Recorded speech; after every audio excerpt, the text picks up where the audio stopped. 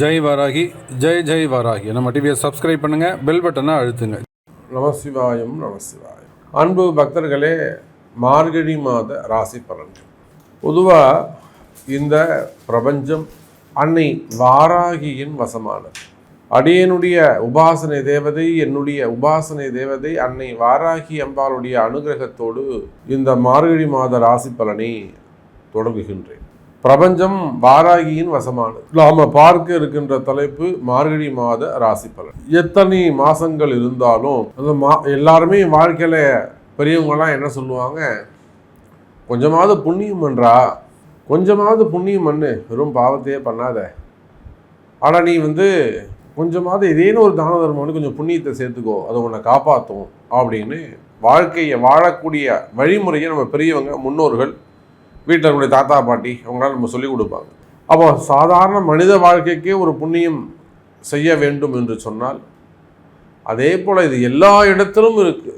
மாதத்தில் மிக ஒரு புண்ணியமான மாதம்னா அது மார்கழி மாதம். அப்போ மற்ற மாதங்கள்லாம் பாவத்தை செய்யக்கூடியதா சாமின்னு கேட்டால் அப்படி கிடையாது. இப்போ புரட்டாசி மாதம் ரொம்ப உயர்ந்ததாச்சு, அதுவும் கொஞ்சம் நல்ல மாதம் தானே, அது பித்ருக்களுக்கு உடையது, அது இன்னும் வசதியானது. ஆனால் இந்த மார்கழி மாதம் என்பது தெய்வ வழிபாட்டுக்கு உரியது, புண்ணியமான மாதம். சார், ஒரு ஜாதகர் நம்மகிட்ட வராது, ஒரு நல்ல குடும்பத்தை சேர்ந்தவங்க, ஒரு உயர்ந்த குடும்பத்தை சேர்ந்தவங்க நம்மகிட்ட வராங்க, ஒரு கஷ்டத்தை சொல்கிறாங்க, அவங்களுடைய துன்பத்தை சொல்கிறார்கள், தற்சமயம் வாழக்கூடிய வாழ்க்கை சூழ்நிலையை சொல்கிறாங்க. ஜாதகம் பார்க்குறோம், நம்ம என்ன சொல்லுவோம், சார் இந்த பிரம்ம முகூர்த்தத்தில் ஒரு பூஜை பண்ணுங்க, ஹோமம் பண்ணுங்க, அல்லது இந்த ஆலயம் சென்று வாருங்கள், இங்கே போய் தீபம் போடுங்க, இல்லை இங்கே உட்காந்து போய் அழுதுட்டு வாங்க. இப்போ பரிகாரம் சொல்லி கொடுக்குறோம். அந்த பரிகாரம் எதை சார்ந்ததுன்னா ஆலயத்தை சார்ந்தது. அந்த ஆலய வழிபாட்டிற்கு மகுடம் சூட்டுகின்ற ஒரு மாதம் இந்த மார்கழி மாதம். ஸோ இந்த மார்கழி மாத ராசி பலனை உங்களுக்கு சொல்வதிலே எனக்கு மிகப்பெரிய பாக்கியமாக நான் கருதுகிறேன்.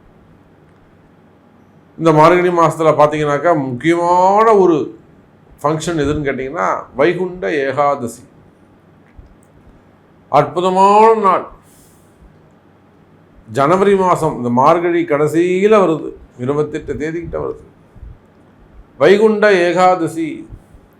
அந்த வைகுண்ட ஏகாதசி அன்னைக்கு சொர்க்கவாசல் திறக்கப்படுகிறது. மிகப்பெரிய பாவத்தை செய்தவர்கள் கூட பெருமாளுடைய பெரும் கருணையினாலே, மகாவிஷ்ணுடைய பெரும் கருணையினாலே, கிருஷ்ண பரமாத்மா ராமர் அவனுடைய பெரும் அனுகிரகத்தோடு பாவத்தை செய்தவர்கள் கூட ரட்சிக்கப்பட்டு சொர்க்கத்துக்கு அனுப்பப்படுகிறார்கள் அப்படின்னு ஒரு மிகப்பெரிய தத்துவத்தை வைகுண்ட ஏகாதசி இந்த மார்கழி மாதம் வருது. அதே போல ஆடல் அரச பெருமான் என்று சொல்லக்கூடிய நர்த்தனம் ஆடக்கூடிய அம்பலவான பெருமானுக்கு ஆருத்ரா தரிசனம், அதுவும் மார்கழி கடைசி 29 தேதிக்கிட்ட வருது. ஆருத்ரா தரிசனம் அது அற்புதமான புண்ணியம். அதே போல ஹனுமன் ஜெயந்தி, அமாவாசை அன்றைய தினம் வருகிறது ஹனுமன் ஜெயந்தி. அப்போ பேர் தான் மார்கழி மாதமே தவிர முழுக்க முழுக்க முழுக்க தெய்வ வழிபாட்டினாலே மனித உயிர்கள் படுகின்ற துன்பத்தில் இருந்தும் அந்த கர்மாக்கள் இருந்தும் ஓய்வு பெறுவதற்காக நம்முடைய ஜோதிட சாஸ்திரம், வானிலை சாஸ்திரம் வகுத்து கொடுத்த ஒரு அற்புதமான மாதம் இந்த மார்கழி மாதம். அதில் பார்த்தீங்கன்னாக்கா இந்த 16ஆம் தேதி முதல் மார்கழி 1ஆம் தேதியிலிருந்து மார்கழி 11ஆம் தேதி வரலும் கிரகமாளிகா யோகம் அப்படின்னு ஒன்று நடக்குது. மார்கழி 1லேருந்து மார்கழி 11 வரலும் கிரகமாளிகா யோகம். என்ன சாமி கிரகமாளிகா யோகம்னா, வரிசையாக கிரகங்கள் அமைந்திருப்பது. துலாம் விருச்சக ராசியிலிருந்து மீன ராசி வரை 5 பாவகட்டங்களிலும் மாலை கோர்த்தார் போல அற்புதமாக அந்த கிரக அமைப்புகள்லாம் அமைந்திருக்கு. அதில் பார்த்தீங்கன்னாக்கா எப்பொழுதும் போல ரிஷபத்திலே குரு பகவான், கடக செவ்வாய் அமைந்திருக்கிறார். அதோடு கூட கன்னியில் கேது, புதன் பகவான் விருச்சகத்திலும், சுக்கிர பகவான் மகரத்திலும், சூரியன் தனுசு ராசியிலும், சனி கும்பம், மீனத்திலே ராகு. அப்போ முதல் 15 நாட்கள் மார்கழி மாதம் அற்புதமான கிரக அமைப்பு. யாரெல்லாம் இந்த முதல் 15 நாட்கள் பயன்படுத்திக்கிறீங்களோ, காலம்பரம் 4 மணிக்கு எழுந்து கோவிலுக்கு போயிட்டு வழிபாடு செய்கிறீங்களோ, தீபம் போகிறீங்களோ, யார் 4 மணிக்கு எழுந்து குளிச்சுட்டு வீட்லேயோ கோவில்லையோ போய் தீபம் போட்டு வரீங்களோ, நிச்சயமாக உங்களுக்கு வாழ்க்கையில் நல்லது நடக்கும். கிரக அமைப்பு அப்படி இருக்கு, நான் சொல்லலைங்க. இதெல்லாம் ஜோதிட சூக்ஷ்மங்கள், இதை நீங்கள் பயன்படுத்திக்கணும். ஜோதிட ரகசியங்கள். நான் என்ன சாமி பண்ணணும், வெற்றி பெறணுமே, நான் ஜெயிக்கணுமே, நான் தோத்துக்கிட்டு இருக்கேனே, நான் ஜெயிக்கணுமாச்சே சாமி, என் கஷ்டம் விலகணுமே சாமி அப்படின்னு நீங்கள் ஜெயிக்கணும்னு ஆசைப்பட்டீங்கன்னா நிச்சயமாக உலகம் முழுவதும் வாழக்கூடிய அன்பர்களே இந்த முதல் 11 நாட்கள் தீபம் போட்டு பாருங்கள். சார், ஒரே 1% உங்கள் வாழ்க்கை மாறலன்னா நீங்கள் என்ன ஏன் சாமி இப்படி சொன்னீங்கன்னு எனக்கு கேளுங்க. அந்த அளவுக்கு கிரக அமைப்புகள் சிறப்பாக உள்ளன. சரி, வாருங்கள் நண்பர்களே, இந்த புண்ணிய மார்கழி மாத ராசி பலனை உங்களுக்கு எப்படி இருக்கு, உங்க ராசிக்கு என்ன சொல்லுதுன்னு பார்த்துடலாம். ராசிநாதன் செவ்வாய் பகவான் 4ஆம் பாவத்தில் அமைந்திருக்கிறார். பொதுவா கடக செவ்வாயும் கன்னி செவ்வாயும் ஆகாது. ஏன் ஆகாதுன்னா, நீர் பூத்த நெருப்பாக இருக்கும், உள்ள புகஞ்சுக்கிட்டே இருக்கும், உள்ள வெப்பமாகவே இருக்கும். உடம்பு சுடுது அப்படின்வாங்க. நிறைய பேர் பார்த்தீங்கன்னா மேலே பார்த்தா சுடுது, உடம்பு கொதிக்குதே அப்படின்வாங்க. என்ன உடம்பு கொதிக்க போகுது? உள்ள அதனுடைய நெருப்புடைய படலம் ஏதோ ஒரு ரெகுலர் ஆக்டிவிட்டீஸ் மாதிரி, அது ரெகுலர் ஆக்டிவிட்டீஸ்க்கு அகெயின்ஸ்டாக ஏதோ ஒரு விஷயம் உள்ள நடந்துக்கிட்டு இருக்குன்னு அர்த்தம். உள்ள ஒரு யுத்தம் நடக்குதுன்னு அர்த்தம். அப்படி வச்சுப்போமே, உள்ள ஏதோ ஒரு போர் நடந்துக்கிட்டு இருக்கு, அந்த யுத்தத்தின் வெளிப்பாடு இங்கே வெளியில் சுடுது. புரியுதுங்களா சார்? அடுப்புக்கு பக்கத்தில் போய் உக்காந்துட்டீங்க, எப்படி சார் இருக்கும்? பெரிய பிராய்லர் போட்டிருக்காங்க, பாய்லர் சுடுது, கொதிக்குது நெருப்பில், போய் பக்கத்தில் நின்னீங்கன்னா ஜில்லுன்னு இருக்குமா என்ன? அதை போல சந்திரனுடைய கடகராசி என்பது அது ஒரு நீர் ராசி. அது ஒரு நீர் ராசி. அந்த இடத்துல போய் நெருப்பு கிரகமான செவ்வாய் அமைகின்ற பொழுது நீர் பூத்த நெருப்பாக இருக்கும். அதனால் கடக செவ்வாய் ஆகாது, சந்திரன் செவ்வாய்க்கு அது ஒத்து போகாது. அதே போலதான் இங்க புதன் செவ்வாய் பஞ்சபூத தத்துவங்களிலே நிலராசியிலே அமைகிறது அந்த கன்னி ராசி. அங்கேயும் அந்த கன்னி செவ்வாய் கடலும் வற்றி போகும்.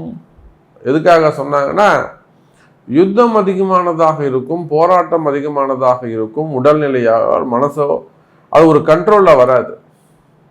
அதை போல மேஷ ராசி அன்பர்களே, இந்த மார்கழி மாசத்தை பொறுத்தவரையில் உங்களுடைய ராசிநாதன் 4ஆம் பாவத்தில் அமைந்திருக்கிறார். இது யாருக்கு ஒத்து போகாதுன்னா, கடகராசிக்கும் கன்னி ராசிக்கும் தான் ஒத்து போகாதே தவிர மேஷ ராசிக்கு இது சிறப்பு. நல்ல வார்த்தை சொன்னீங்க சாமி, நல்ல மங்களகரமான வார்த்தை சொன்னீங்க சாமி, ரொம்ப சந்தோஷம். வாழ்க்கை ரொம்ப போராட்டமா போய்கிட்டு இருக்குங்க சாமி, யுத்தகலமா போயிட்டு இருக்குங்க சாமி. பெரிய பெரிய மனிதர்கள் கூட சொல்லக்கூடிய வார்த்தை. சார், நீங்க ஒரு அரசியல் தலைவராக இருக்கலாம், அரசியலில் ஈடுபட்டு இருக்கக்கூடியவங்களாக இருக்கலாம், அரசியல்ல ஒரு பதவியில கொடிகட்டி பறக்கக்கூடியவர்களாக இருக்கலாம். மேஷ ராசியில அந்த அரசியல்னு நாம சொல்றோமே தவிர மிகப்பெரிய சக்கரவர்த்தி ஜாம்பவான்லாம் நாம பார்த்துட்டோம். இப்பவும் முன்னிலையில் இருக்கின்ற அமைச்சர் பெருமக்கள் மேஷ ராசியில இந்த ராகு கேது பிரச்சனையினால, ராகுவால் வந்த துன்பத்தினாலே படாத பாடுபட்டுட்டு இப்பதான் வெளியில வந்திருக்காங்க. பிரச்சனையை விட்டு வெளியில வந்திருக்கிறாங்க, அமைதியா இருக்கிறாங்க. இதெல்லாம் சார் இப்போதைக்கு ஒன்றும் பண்ணாதே, கொஞ்சம் அமைதியா இருங்க. அவங்கள அந்த பிரச்சனையிலேருந்து கொண்டு வருவதற்குள்ள நமக்கு அன்னை வாராகி இடத்திலே பெரிய யுத்தம். அந்த பிரச்சனையிலேருந்து அவங்கள வெளியில் கொண்டு வரதுக்கு நல்லபடியாக இப்போ கொண்டு வந்துட்டோம். அப்போ நீங்கள் எதுக்காக சொல்ல வரோன்னா, நீங்கள் உங்கள் கையில் அரசு, ஆட்சி, அதிகாரம், பதவி, படை பலம், பணபலம் எல்லாம் உங்களுக்கு இருந்தாலும் சார், கிரகம் நினைக்குமே ஆனால் கிரகம் சொல்றதைத்தான் நீங்க கேட்டாகணும். அதை ஒசாமா பின் லாடனையும் நம்ம பார்த்துட்டோம், சதாம் ஹுசைனையும் நம்ம பார்த்து, நாட்டையே ஆட்டி படைச்சாங்க அவங்களா.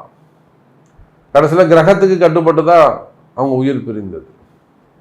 அப்ப யாராக இருந்தாலும் கிரகத்துக்கு கட்டுப்பட்டு ஆகணும். அப்படி பார்க்கின்ற பொழுது மேஷ ராசி அன்பர்களே, கடந்த காலங்கள் யுத்த காலங்களாக இருந்திருக்கும். நீங்க எந்த வேலை செய்பவராக இருந்தாலும், எனி பிஸ்னஸ் பண்றவங்களாக இருந்தாலும், ஃபேமிலி மெம்பர்ஸாக இருந்தாலும், குடும்ப பெண்களாக இருந்தாலும், அல்லது தொழில் அமைப்புகளிலே தொழில் செய்யக்கூடியவங்களாக கடைகள்லாம் வச்சு நடத்தக்கூடியவர்களாக இருந்தாலும், சுய தொழில் செய்பவராக இருந்தாலும், அரசியல் தலைவர்களாக இருந்தாலும், ஆன்மீகத்தில் ஈடுபட்டிருக்கக்கூடியவர்கள், அது மட்டும் நான் சாத்தியமா? இப்போ ஒரு பிரச்சனை ஓடிக்கிட்டு இருக்கு மேஷ ராசிக்கு. அது பொது தளத்தில் சொல்ல முடியாது. அவங்களும் இப்போ நம்ம கிட்ட வாராகி கிட்ட வந்திருக்காங்க. வாராகி அவர்களை காப்பாற்றுவதாக உறுதி கொடுத்திருக்கிறார். அப்போ ஆன்மீகத்தில் ஈடுபட்டிருக்கக்கூடியவர்கள், சபையோர்கள், பெருமக்கள், மடாதிபதிகள், அவங்களையும் கிரகம் விட்டு வைக்காது. அப்போ இந்த பூமியில் ஒரு உயிர் உருவாகுமேயானால், உற்பத்தியாகுமேயானால், அது கர்ம வினைகளுக்கு அல்லது நவகிரகங்களுக்கு கட்டுப்பட்டுத்தான் இயங்க முடியும். நான் தான் பெரிய ஆள்னு நான் சொல்லிக்கவே முடியாது. இன்னைக்கு கிரகம் என்னை பேச வைக்குது, இன்னைக்கு கிரகம் இந்த செய்தியை என்னை சொல்ல வைக்குது, அவ்வளோதான் விஷயம். நாளைக்கு என்ன செய்யுமோ தெரியாது. அப்போ நான் தான் இந்த விஷயத்த சொன்னங்கிறதுக்கு ஜீரோ நான். அதை போல மேஷ ராசி அன்பர்களே, இந்த மார்கழி மாசத்தை பொறுத்தவரையில் உங்களுடைய ராசிநாதன் 4ஆம் பாவத்திலே அற்புதமா உட்கார்ந்து இருக்கிறாரு. வீடு கட்டுறது, வீடு வாங்குவது, வீடு சம்பந்தப்பட்ட பிரச்சனைகள் இருக்குமேயானால் அவை விலகும். சார், எனக்கு தெரிஞ்சு ஒரு கூட்டு குடும்பம் அங்கே பொள்ளாச்சி பக்கத்தில் இருக்காங்க. அடுத்து அவங்க வீட்டில் ஒரு மரணம் நிகழ்ந்துக்கிட்டே இருக்கு. ஒரு வருஷத்துக்குள்ள 4 ஆண்கள் இறந்து விடுகிறாங்க. அந்த பூமிக்கு, அந்த குடியிருக்கிற வீட்டுக்கு பிரச்சனை, இடதோஷம். பழமையான வீடு, பழமையான பூமி, ஆனால் ஒரு செய்வினை, அந்த இடதோஷம் ஏற்படுது. அன்னை வாராகி இடத்திலே, நம்ம இடத்திலே அவர்கள் வருகிறார்கள். வாராகியை நம்பி வராங்க. ஜாதகம் பார்க்குறோம், செய்வினை இருக்கு, இடதோஷம் இருக்கு.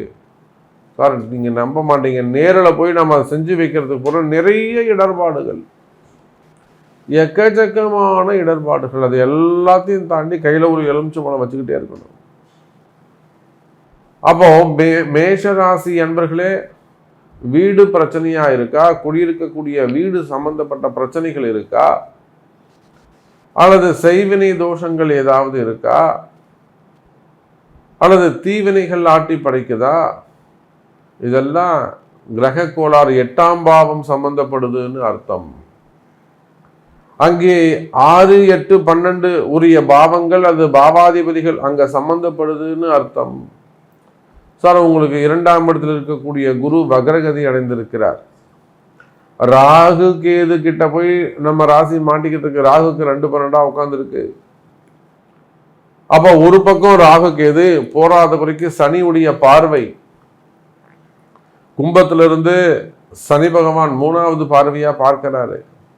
அப்ப இதையெல்லாம் அடிப்படையாக கொண்டு பார்க்கின்ற பொழுது, மேஷராசி அன்பர்களே, நீங்கள் செய்யும் இடமாக இருந்தாலும், உத்தியோகம் பண்ற இடமா இருந்தாலும், வேலை செய்யற இடமா இருந்தாலும், தொழில் செய்யக்கூடிய பூமி, அந்த நிலம், அது வீடோ, வாசலோ, தோட்டமோ, தோப்போ, துறவோ, விவசாய பூமியோ, வீடோ, ஃபேக்டரியோ, அப்ப இடம் சம்பந்தப்பட்ட பிரச்சனைகள் சற்று உற்று நோக்கி, இது ஒரு காரணமா இருக்கும். அந்த இடதோஷ நிவர்த்தி, அதற்கான முயற்சிகளை எடுப்பீர்களே ஆனால் வெற்றி பெறக்கூடிய காலம் மேஷராசி அன்பர்களே. இது தெரியாம போச்சே சாமி, நான் இதை விட்டுட்டு எங்கெங்கேயோ போய் சுத்திட்டு வந்தனே, ஏதோதோ பரிகாரம் செஞ்சுட்டு வந்தனே, இதை நீங்க சொல்றது புதிய சப்ஜெக்டா இருக்கே, நான் யோசிக்கவே இல்லையே சாமி, என் மண்டைக்கு உரைக்கவே இல்லையே, இப்பதான் உங்களுக்கு வழி பிறக்குது. அப்ப மேஷராசி என்பர்களே, 4ஆம் இடத்தில் இருக்கக்கூடிய ராசிநாதன் அற்புதமா உட்கார்ந்து உங்க இடதோஷங்களை எல்லாம் நிவர்த்தி செய்கிறார்.